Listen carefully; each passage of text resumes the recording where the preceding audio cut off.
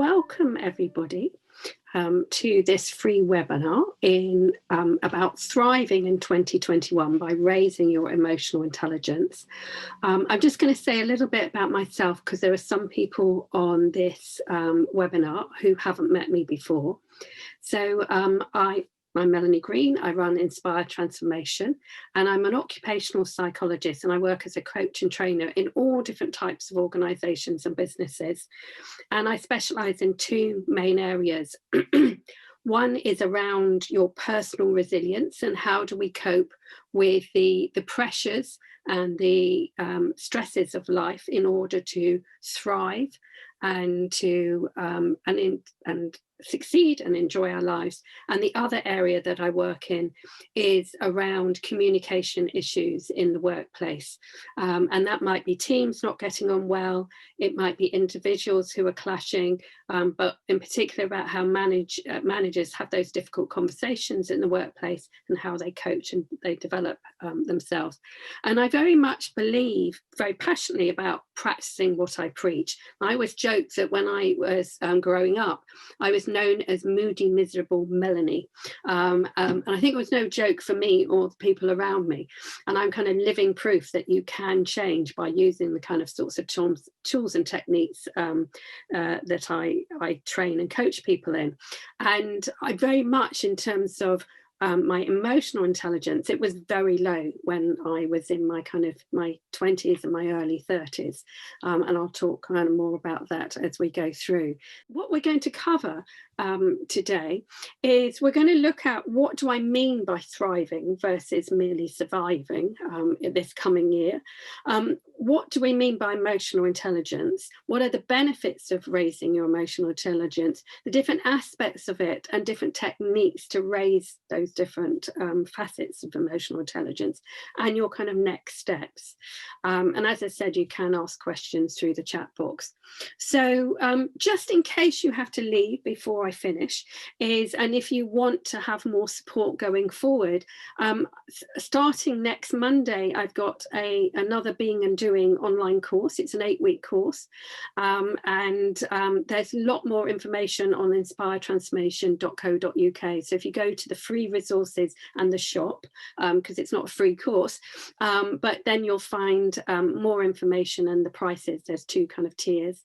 I also offer free coaching audits for people considering coaching, and if you're not already registered with my website, then do that, and then you'll receive Melanie's Monday motivational messages, my Inspire coaching newsletter, and also news of free webinars that are coming up as I do ones throughout the year.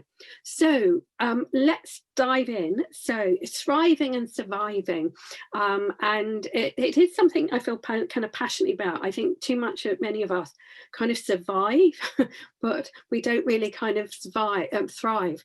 And I often will look up words in the dictionary, and it was talking about, in terms of thriving, it's about flourishing, it's about growing and developing. So, you know, I chose this photo for those of you who are online, which is, you know, a road ahead with deep, dark clouds. And, you know, and quite frankly, that's what 2021 feels like for most of us. But actually, even though there are these clouds, even though there's massive uncertainty, we're all in lockdown if you're here in the UK, is that actually how can we still flourish despite these circumstances? And interestingly, they were talking about thriving as one of the definitions was to progress towards or realize a goal despite your circumstances. And I thought that was quite an interesting way of looking at thriving.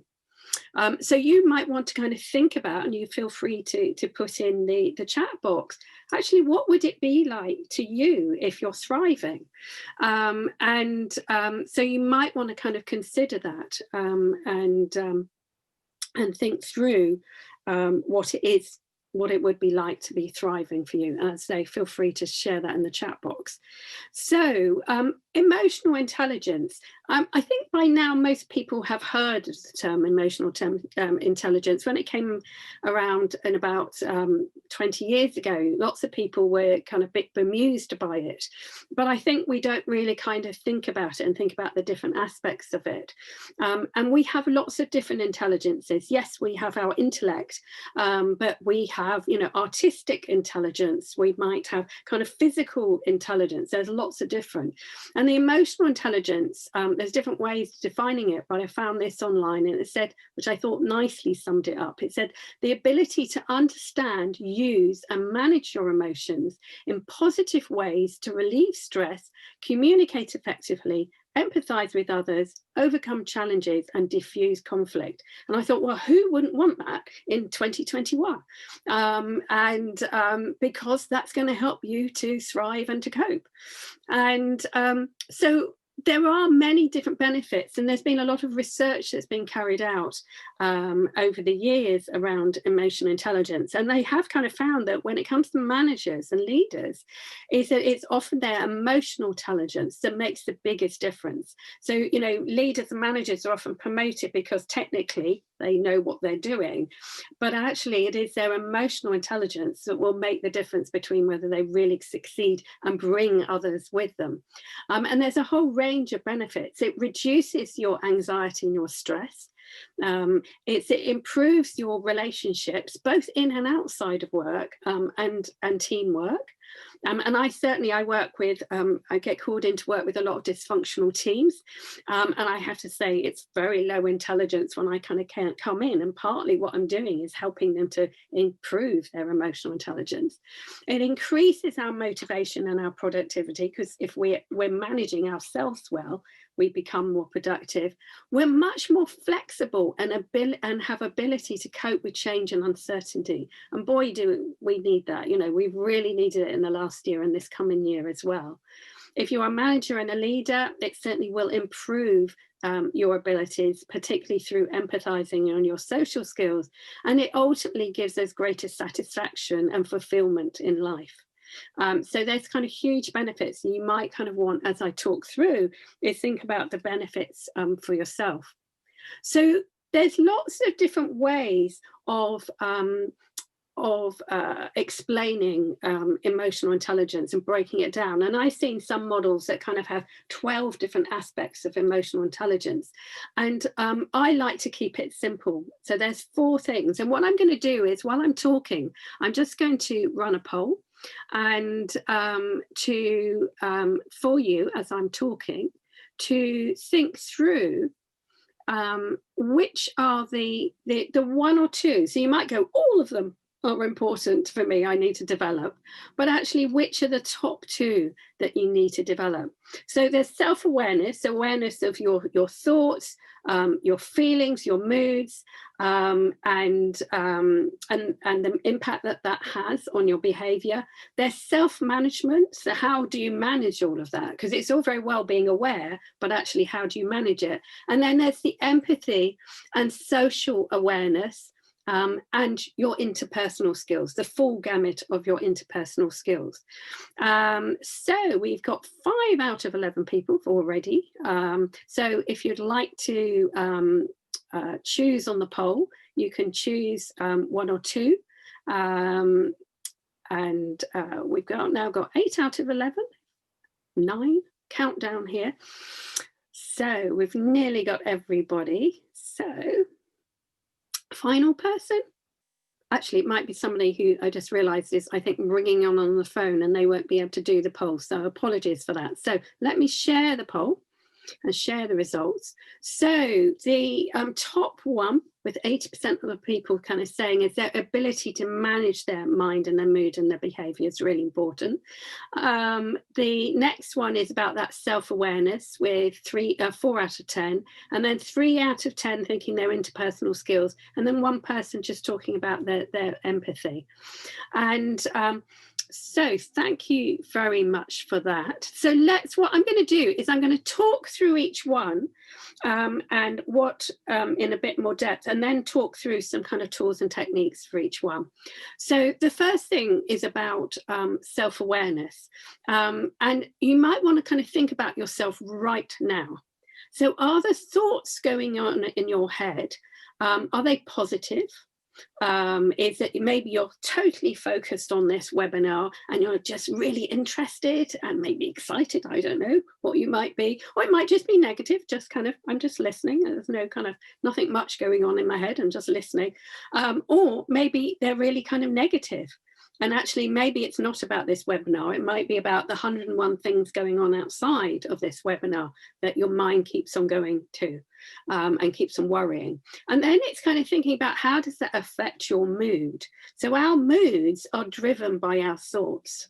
They don't just pop up, they are driven by our thoughts. And I'll talk more about managing those in a minute. And then how does it affect your mindset and your behavior and your attention right now? And in any situation that you're in. So it's, you know, it's really focusing. And as somebody had a computer issue out of the blue this morning, and it's caused them to go, and that's the thing, actually, is that we will have these issues that will come up out of the blue. That, you know, that my, you know, on, I can't remember what day, it was Sunday, and that my mum's boiler packed up. And so my brother's on the ground trying to sort things out. I'm trying to sort out British gas engineers, find out they're all on strike, but British Gas have a backup system. So that worked very well. It was okay. But, you know, it kind of, made, you know, things went awry. And so there will always be those things either in or outside of work, but it's actually being aware of the impacts it's having on us and then doing something about it. So increasing your self-awareness is that I always encourage my coaching clients to do a morning check-in. You wouldn't do all of these, you might just do one. There's a mood map, and I will, when I send you an email after this, once this video has been edited, is I will send you a mood map. Some people do Julia Cameron's morning pages, is that I do encourage my clients to write in a journal or a notebook to kind of check in with yourself. You might meditate. I'm a Buddhist, and so I have a morning and evening practice that helps me to kind of reflect on myself. It might be just being more mindful. And I read a lot around what neuroscientists are finding out about the brain and what they're saying. And a number of neuroscientists are saying that we all need to be more mindful. It's nothing to do with spirituality or mental health, but actually if we're mindful about what's going on up here, then we can do something about it. Whereas I get sometimes clients who kind of say, I just, you know, I get to the end of the day or the middle of the afternoon and I am in a terrible state and I don't know how I've got there. And it's because they've not been checking in with themselves. So I also encourage clients is to set themselves reminders. It might be on your phone. It might be in your computer. It might be in your diary that you know, have reminders coming up to check in with yourselves. There are different apps available. There's loads available. These are just two that I've tried out for my clients. Dailyo is a mood kind of management and kind of almost like a mood diary. And so that's a very useful app. There's a free version of it, which is very useful. And also there's an app called the Thought Diary, which is based on CBT. And again, I'll send links to both of these. Incredibly useful. I use it on an ad hoc basis. Some of my clients use it every day. And it gets you to write down your negative thought. And then it offers about 10 different CBT categories, like sort of catastrophizing, mind reading, and various other things. And then it challenges you to think about things differently. And you do that, and then it challenges you again. How else could you think? And it's a really good way of being aware of your thoughts and then changing it. And so I definitely would recommend, and as I say, I'll send a link to that. So those are some of the things to increase your self-awareness. I talked about my 8-week course, and that's jam-packed with lots of different tools and techniques to help yourself, help all aspects of emotional intelligence. Now it comes to the self-management, because you might be aware of how you are, but not able to manage yourself. And certainly when I was younger, before I learned about all of these things, is I was very aware that I was pretty miserable most of the time, but I didn't know how to manage it. I didn't know how to start taking control. And so it is looking at, techniques to manage your mind and your thoughts, and the thought diary app is incredibly useful for doing that, and for managing your moods and your feelings, and then your behavior, and also the impact that it has on how you communicate. So your tone of voice, your rate of speech, etc. And being able to manage yourself on all of those levels. And so there are different ways to improve your self-management. And I think the first thing is recognizing you have a choice. And there's this quote from Viktor Frankl, and he says, and now he wrote this from about his experiences in the concentration camp in the Second World War. And he said, everything can be taken away from a man, but one thing, the last of human freedoms, to choose one's attitude in any given set of circumstances, to choose one's own way. Now, I read that, I think it was in my early 30s, very early 30s. And I was so blown away by that. I thought, if he can say that about his experience in a concentration camp, I think I can do this in my own life. And it was a real game changer. That one quote really changed things for me. And one of the things was that I actually found the quote in Stephen Covey's book, 7 Habits of Highly Effective People. And Stephen Covey talks about your circle of influence and your circle of concern. Here's one I prepared earlier.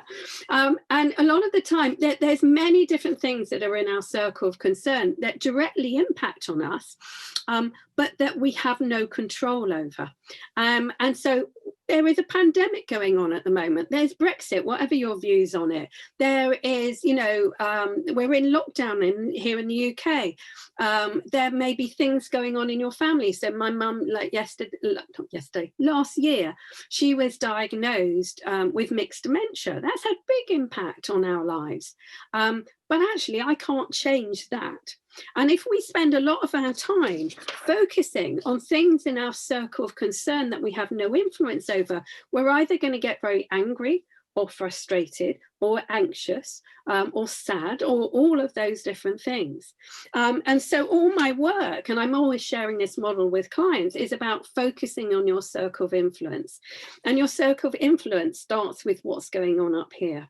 It's your thoughts and your feelings, and then how that impacts on your behavior. And actually, when we focus on our circle of influence, we feel empowered, we feel energized, even in the most difficult circumstances. So I'm often bringing my clients, and sometimes over the last year, is bringing myself back to focus on my circle of influence. And it's, in terms of self-management, it's not about suppressing our negative thoughts and our emotions. A lot of people think, yes, I'm managing myself by suppressing all of this. It's not about that, because if you suppress it, it's either going to make you ill, or it's going to explode out, or you'll just end up very depressed. And it's about fully acknowledging and managing and releasing those thoughts, negative thoughts and emotions. And I'll give kind of 2 examples of that. Is that one from the work situation, and back in after the 2008 financial crash, I was asked to coach a manager who was an area manager working for a national charity, and they'd gone through a restructure, and they'd taken out one level manager. So he had been demotivated, not he was demotivated, but he'd been demoted, and he had lost 10,000 from his salary, but he had a bigger job. As things happen, desperately trying to find another job. He had young children, but there was no jobs to be had. And he said to me, I'm trying to stay positive. And I said to him, well, have you at the moment, have you first of all, and excuse my French, I swear quite a bit, I said, have you first of all gone, fuck it, this is really awful?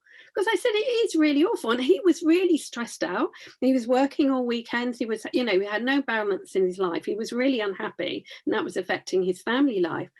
And I said, you've got to acknowledge actually how difficult it is. And he was then facing another round of reorganization, where 5 of them were applying for 3 jobs. He did get it. So he would get even bigger job.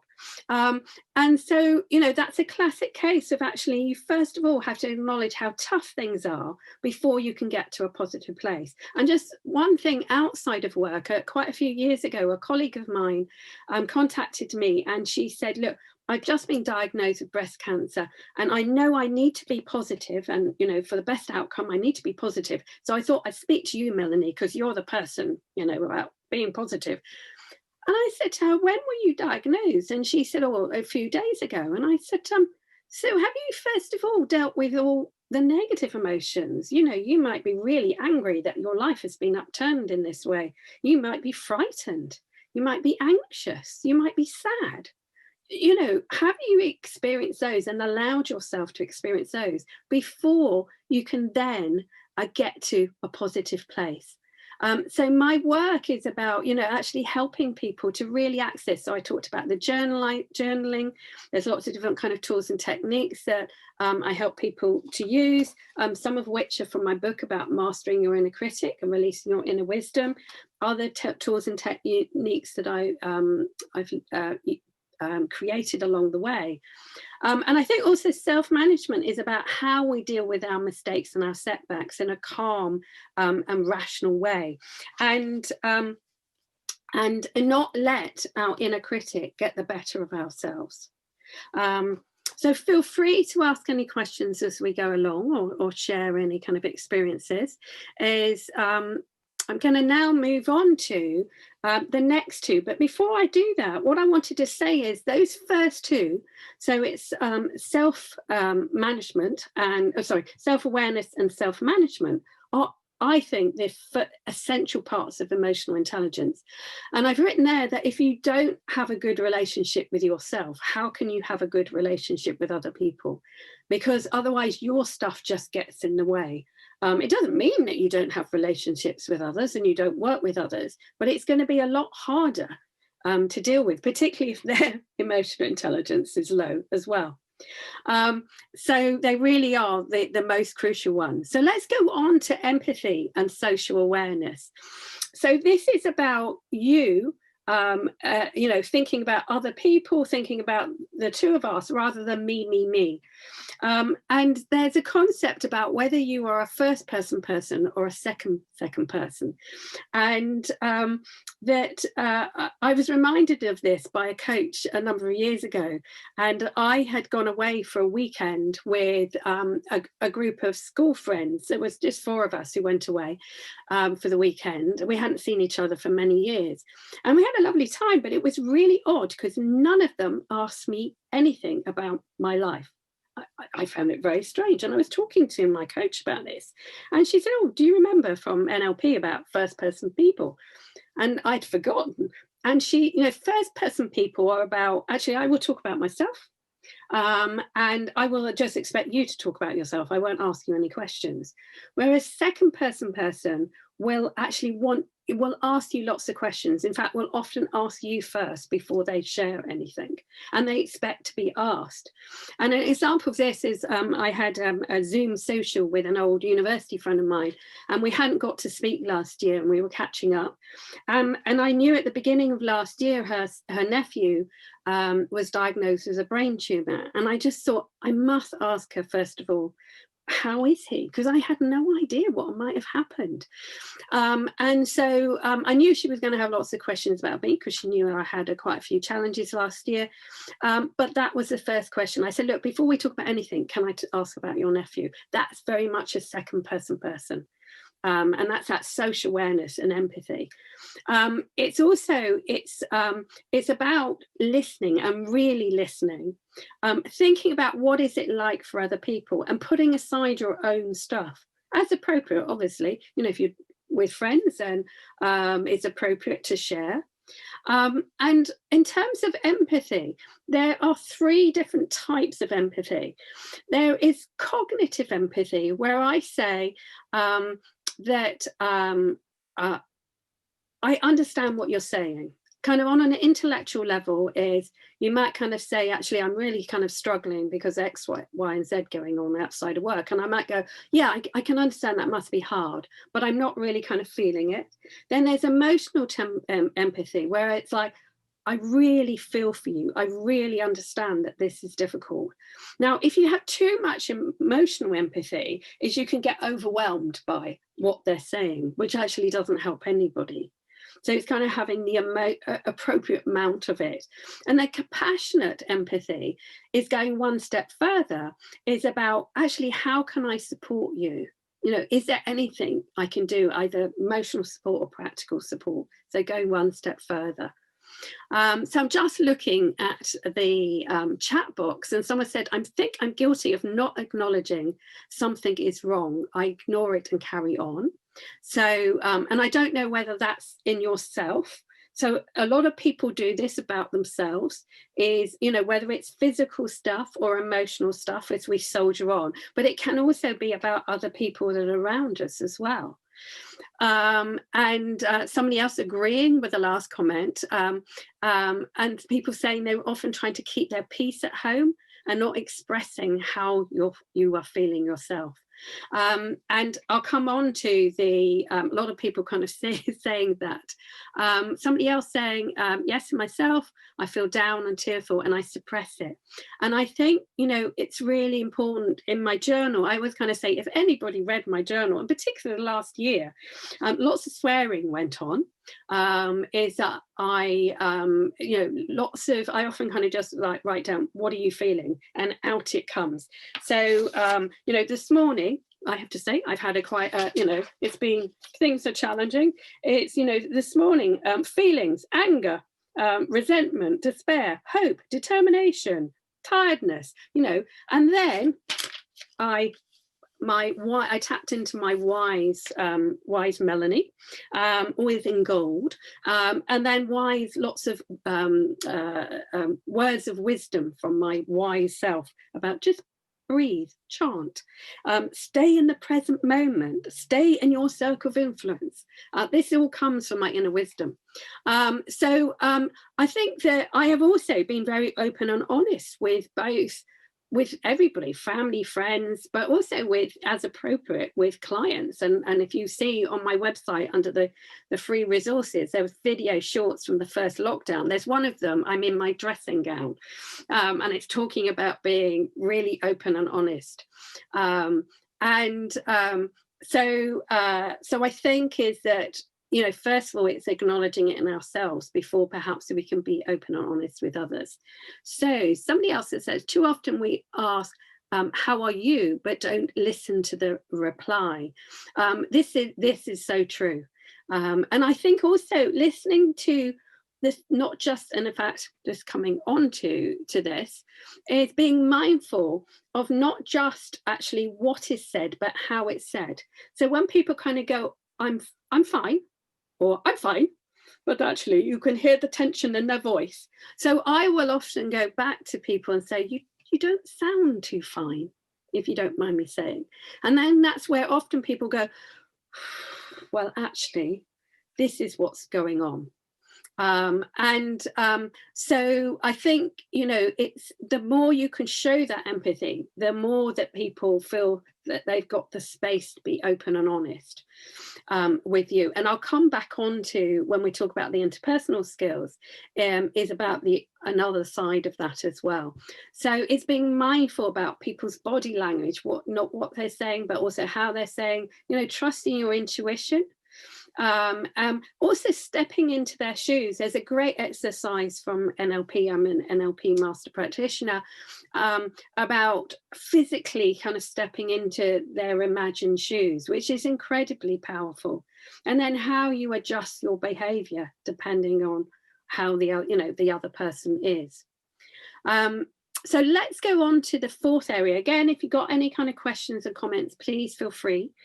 is that, so the fourth thing is our interpersonal skills. So obviously there's a number of, skills amongst this. We're talking about not just face to face, if you're lucky to be face to face with anybody nowadays. If you live with somebody, you're probably face to face with them more than you hope at the moment. On the phone, online, I've been shielding since the beginning of last March. I can go out to walk, but that's it. And I live alone. So my whole life, everything, from Buddhist meetings to social life to work to coaching is all online. But also thinking about in terms of your written communication is, how are you communicating? So I have a virtual PA who I've had for many, many years. I don't speak to. We don't speak very often, but actually we are very close and we chat a lot.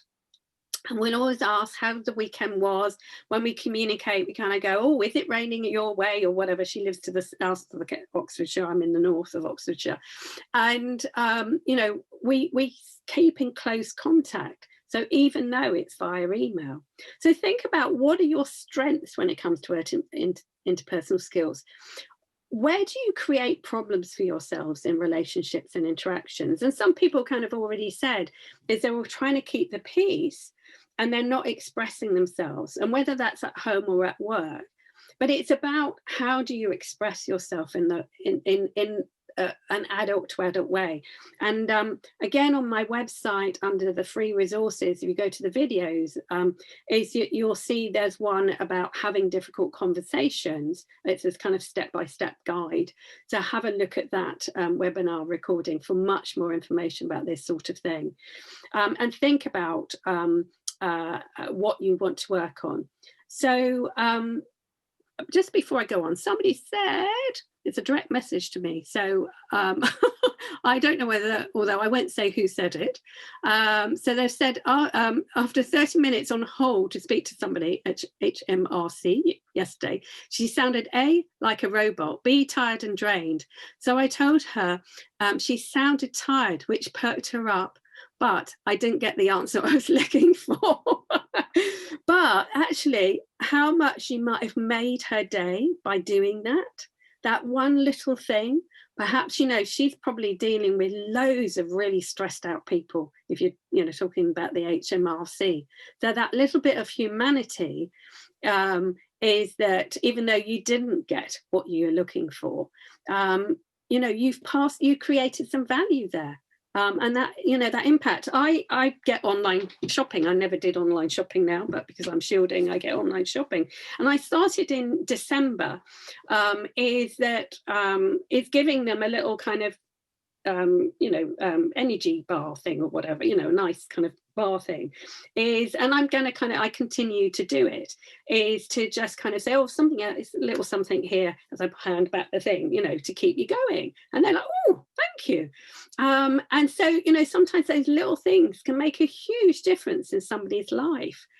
So somebody else has said, giving somebody a positive response and watch that positive response back. Yes. And I once heard about, I know it's in a different context, some research that somebody did around if you let somebody in, if you're driving and somebody needs to kind of come into your flow of traffic, is that they found that when you let somebody in, is that they are twice as likely to let the next two people in. So it has that positive impact on other people. So just the same as if we are kind of nasty with somebody, is it's going to have a negative impact on other people.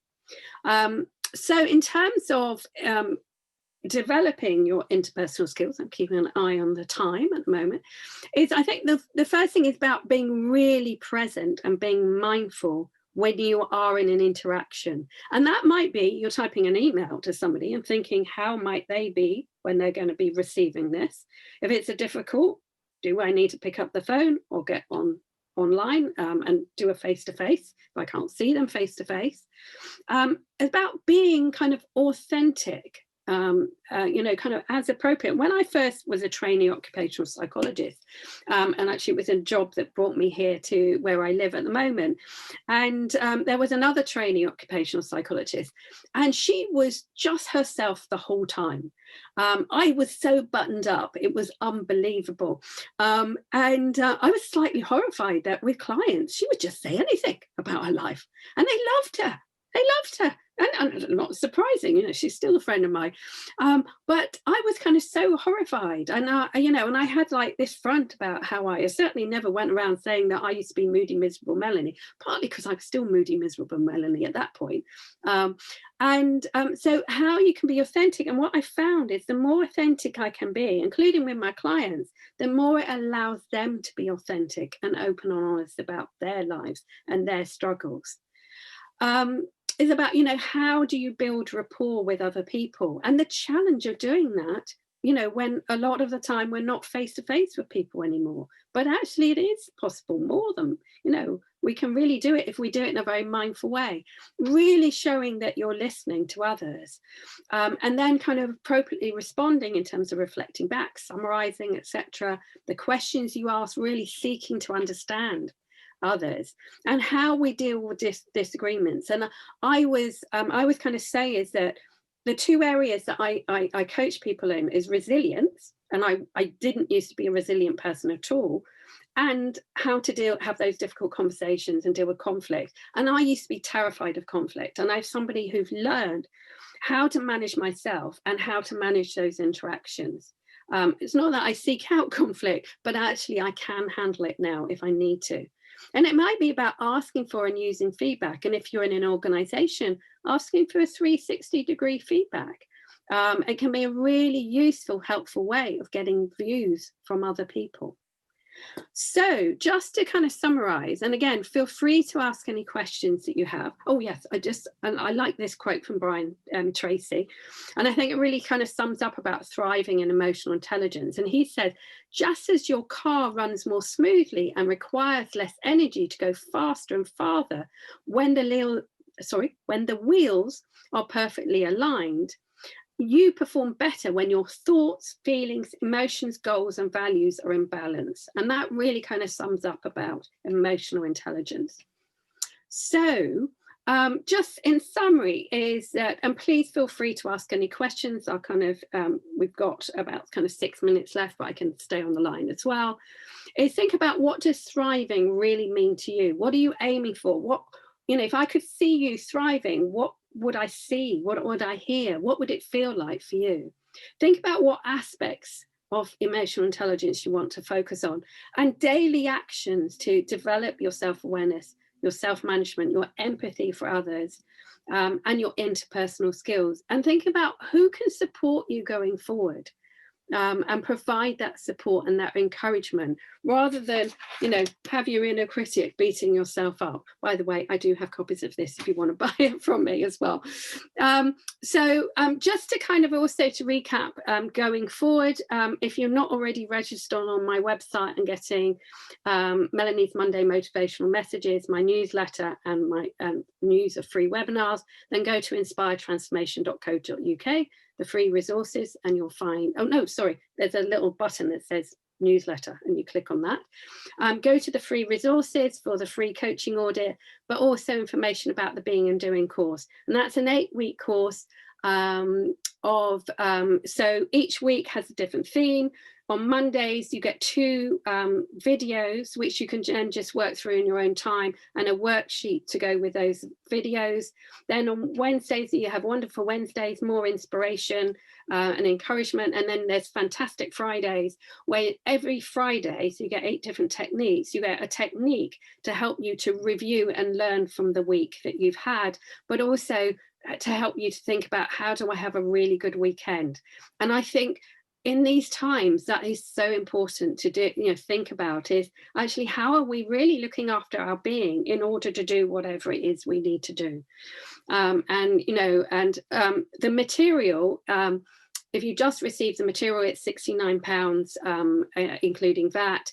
If you do it, have that with one coaching session, 30-minute coaching session, is £169, including that. So any questions? So I've just seen somebody said, I'm trying to phone people rather than message them. I think it builds the relationship. I agree. I think it's, it's thinking about that. I think it's also realizing that also depending on the generation is that sometimes, messaging people can be enough, and it can be, a good way of staying connected. I'm also a great card sender. And one of my lockdown activities has been, you can buy these cards that already got drawings on, and then you paint them, because I'm not a good drawer.